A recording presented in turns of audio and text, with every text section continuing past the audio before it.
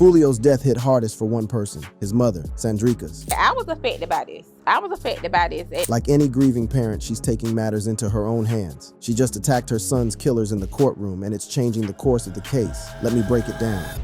Blood in the courtroom.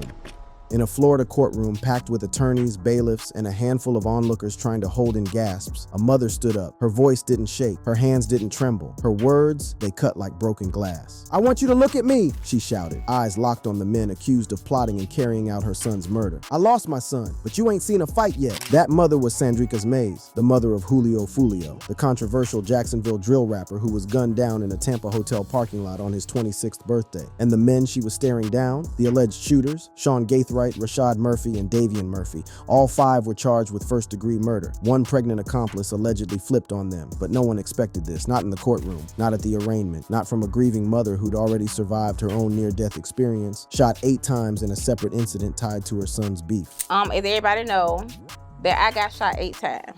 Going to work early in the morning. This wasn't just a court hearing, this was a reckoning. But the most shocking part, some of the people who may have helped plan Foolio's murder were already close enough to know his birthday party location. And it was Foolio himself who dropped that address on Instagram. Now, before we peel back the layers of this wild saga, understand this. Foolio wasn't just a rapper. He was a magnet for chaos. From viral diss tracks mocking dead rivals to interviews where he practically dared enemies to try him, Foolio's career walked a razor-thin line between fame and fatality. And Sandrika's, his mother, knew it. People ask, where's his mom? It starts from the home. Them not knowing that I stayed on him about this beef stuff, cussed him out, begged him to take stuff down, and when I was shot 8 times, I spared the lives of those even though mine was changed. Wow. And she just basically, spoke about the pain that she had to go through living with her son. She begged, she cried, she pleaded, and then she got shot 8 times and lived to tell the story. Moving on to an important part of this story beyond the headlines and controversy, who was Foolio? To some, he was a villain. To others, a visionary. He was born Charles Jones, and he burst onto the Jacksonville drill rap scene with the kind of raw, unfiltered lyrics that made him an instant target. His biggest viral moment, the infamous track When I See You, a dark parody of Fantasia's R&B ballad, but remixed with mocking lyrics about rivals who'd been murdered. It got millions of views and even more enemies. He was shot before, he wore bulletproof vests to interviews, and still, he moved recklessly. He'd go live, drop his location, and challenge his ops. And that's exactly what he did on his 26th birthday. DM'd fans his party address. He thought he was being slick, but the truth, he was being watched. I was just so surprised that he got all them enemies, man, and he was willing to go live everywhere he went and tell people, even to promote a birthday party. I think was crazy, man, knowing that, you still in your home state. I don't know why he didn't go out to like a different state and enjoy his birthday party. But if he was somewhere else, man, they probably wouldn't even got him, man. Surveillance footage from the day of the shooting shows 3 men taking positions around the Holiday Inn parking lot in Tampa. In the early morning hours, the silence broke. A flurry of bullets lit up the scene. Foolio, riding passenger in a car, was gunned down before he could react. 3 other people were shot. He didn't make it. Police identified the alleged shooters as Sean Gaithright, Rashad Murphy, and Davian Murphy. Names tied not just by bloodlines, but by gang affiliations and digital footprints. Plate readers, phone records, and security footage all linked them to 2 getaway vehicles. But it was the 4th suspect, a young woman named Alicia L. Andrews, allegedly pregnant at the time, who began to crack. She's reportedly cooperating with authorities and may testify against them all. They think prison is a game until they get there. I mean, yeah, the girl who is charged with the murder of Foolio, she's actually pregnant at the time, so and she's young. Cooperating. And she telling, yeah. Yeah, He's still gonna probably do 30 years. She asked for a speedy trial. But this wasn't just a clean-cut gang hit. No, Foolio's mother believes this was personal. And if the rumors swirling in the courthouse are true, then at least one of the suspects knew her, had spoken to her, might have even broken bread under her roof, which would explain why her rage in court felt so raw. At their arraignment, the suspect sat stone-faced as charges were read out. But Sandrika's wasn't here for silence. Remain seated. Come to order. Court is now in session. According to court attendees, she didn't just make a statement, she made a scene. She pointed, shouted, and cursed the ground they walked on. Deputies restrained her. Others cried, because this wasn't just about Foolio anymore. This was about a mother who had warned him, who had survived her own assassination attempt, who had watched him ignore every single red flag, and now had to stare down the people accused of finishing what years of beefs had only threatened. And here's where it gets even darker. One of the accused, Davian Murphy, reportedly had a breakdown before his arrest, found in his house with a gun to his head, threatening to end end his own life. Why? Because even they knew what was coming. The alleged cooperation may prove fatal for her co-defendants. Because in Florida, first-degree murder carries a heavy cost. Florida will throw out the death penalty left and right. In Texas. Yeah. Well, especially for premeditated murder. And this one was as premeditated as it gets. So how did it all spiral out of control? How did a rapper who once said he wanted peace end up bleeding out in a parking lot? And what does his mother's public meltdown reveal about the decades-long chain of beefs that made this inevitable? So let's go back even further, to the beginning, to Foolio's roots in Jacksonville, to the kids he grew up around, to the ones who didn't make it, to the mothers who cried next to his. Because to understand the chaos inside that courtroom, you've got to understand the chaos outside of it. Jacksonville isn't just a city, it's a battleground. Since the early 2010s, rival crews have turned entire blocks into death zones. KTA, ATK, Northside, Southside, Hilltop, Avenue B. Names that sound meaningless unless you've lost someone to them. Foolio, real name Charles Jones, was raised in this tension. He wasn't born a menace, he was made one. From sports and Sunday service to guns and gang ties, the she happened fast. He survived previous shootings, his godbrothers died. By 17, he was rapping about the dead and dancing on the graves of rivals. And the music industry ate it up. Foolio's rise to fame was fueled by his most controversial trait, disrespect. The rapper's most streamed songs were also his most morbid. Tracks like When I See You and Bibby Story weren't just diss records, they were digital eulogies written in sarcasm. His lyrics didn't just name names, they painted crime scenes, laughed at headshots, taunted grieving mothers. His music became a provocation, an open invitation for revenge, and Sandrika's Maze hated every second of it. This wasn't just artistic expression, it was blood currency. And eventually, someone came to collect. On July 22nd, 2024, Foolio celebrated his 26th birthday in Tampa. It was supposed to be a private event. Instead, it became an execution. The rapper, just hours into his birthday, was ambushed in the parking lot of a Holiday Inn. Surveillance footage showed men getting into formation before unleashing gunfire. The car he was riding in sped off. 3 others were hit. He was pronounced dead at the scene. In court, the suspects barely blinked, but Sandrika's, Foolio's mom, blinked. She blinked through tears. This wasn't just about Foolio. This was about a community she watched die in slow motion. This was about seeing the same young men who once played in her backyard now staring her down in a courtroom.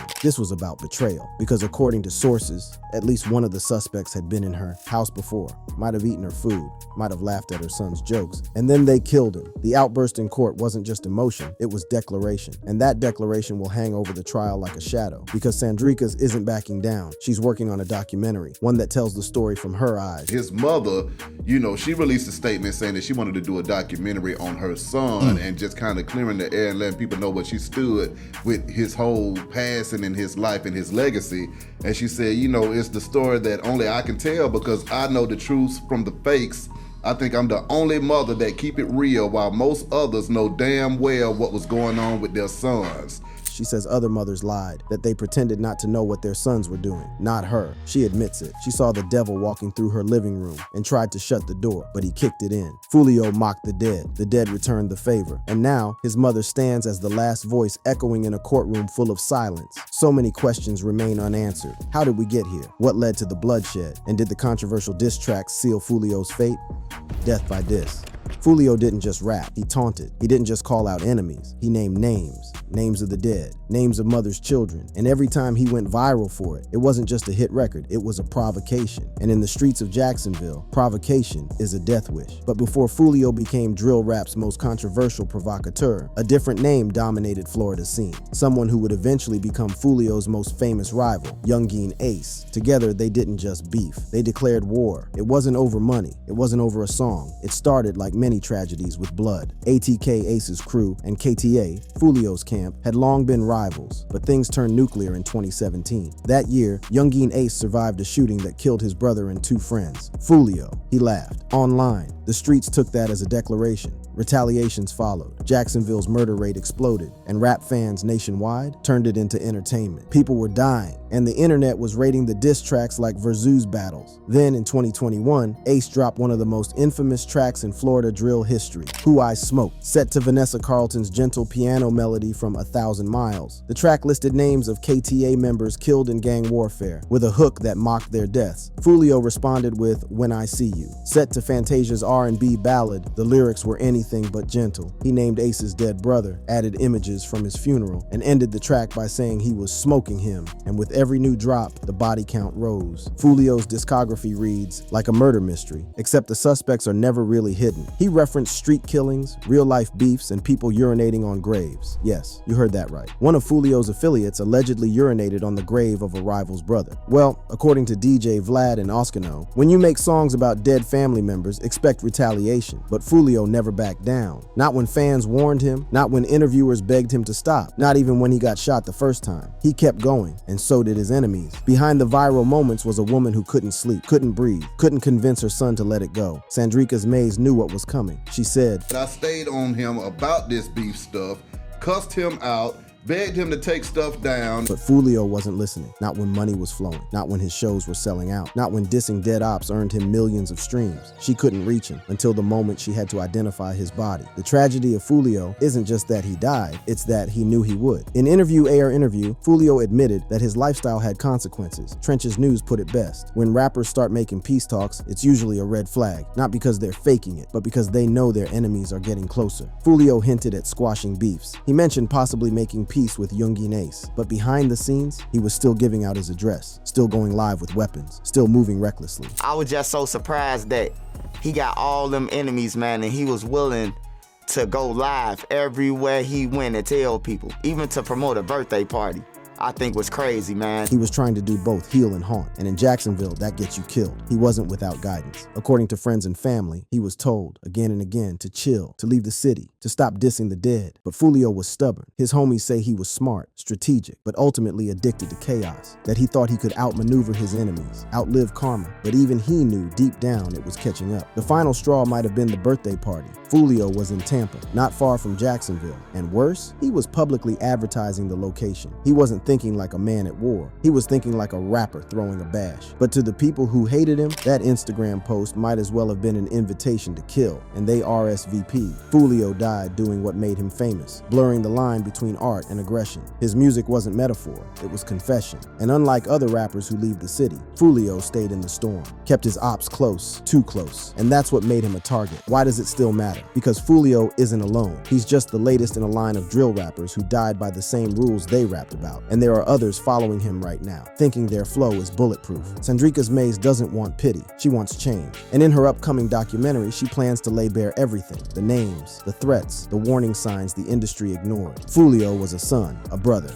a headline, a case file, and his death wasn't an accident, it was scheduled. One thing Sandrika's Mays wants to make perfectly clear, the music industry watched this happen. Record labels knew Foolio was provoking real-life violence. YouTube profited off every view. Spotify streamed his most toxic tracks to millions. Blogs published every diss like it was sport. There were no interventions, no label executives calling his phone to say, cut it out. Instead, they booked him for shows, pushed his music through algorithms, gave him bigger checks the more bodies he mentioned. This isn't just a rapper with bad decisions. This is a system built to reward disrespect and punish vulnerability. Foolio wasn't alone in his recklessness, but he was rare in his honesty. He told the truth in the rawest, darkest way, and that truth got him killed. In the wake of Foolio's death, KTA has gone silent. Many of the young artists he mentored have stopped posting. A few went private, some deleted tracks, and the rumor mill is on fire with speculation that more indictments could be coming. Meanwhile, ATK affiliates have been uncharacteristically quiet. Even Youngin Ace, known for speaking out, hasn't publicly mocked Foolio's passing, which has people asking, did it finally go too far? Whether out of fear of RICO charges or genuine remorse, Jacksonville rap has been eerily silent since the news broke. That silence says more than words ever could. One of the most heartbreaking elements of this entire saga isn't just the rappers dying young, it's the mothers lead to bury them. Sandrika says she doesn't blame them, she understands them, because when your son is in the streets, there's only so much you can do. But now she wants more mothers to speak up before it's too late. Drill music isn't going anywhere. The culture isn't going to vanish overnight, but Foolio's story is a signal to everyone in that world. This path ends one of two ways, death or prison. And Sandrika's is making sure everyone hears that message loud and clear. She may have lost her son, but she refuses to let his legacy be reduced to a diss track, or a thumbnail, or a mugshot. She's turning her grief into a megaphone, and with every interview, every post, every courtroom appearance, she's making sure Foolio's death means something. And when she couldn't hold it all in anymore, she exploded in court.